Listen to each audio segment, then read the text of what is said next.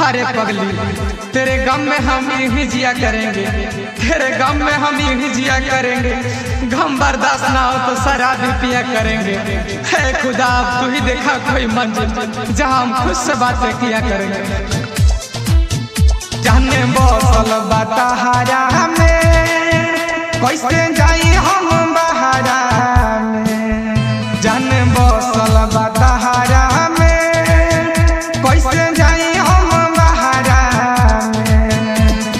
याद तड़ा पाई जियल नहीं जाई, याद तड़ा पाई जियल नहीं जाई। बात होई नहीं हमारा से।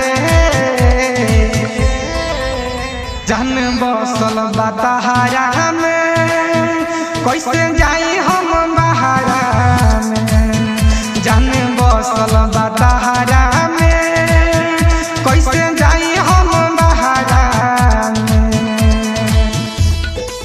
अरे पगली, आज हमें तो कल हमारी यादें होगी, आज हमें तो कल हमारी यादें होगी। जब हम ना रहेंगे तो हमारी बातें होगी।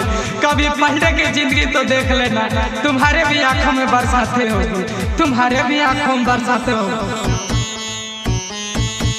याद आई कटत रहे संगे मोर हरतिया हो। तहारा चलते गइल बासुन कोई बेरी हमर इज्जतिया हो। याद आई कटत रहे संगे संगे रतिया हो।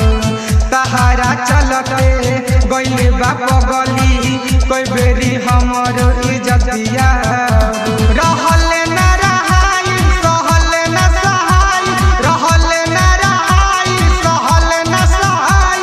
खेलत रहल संगमा हमें।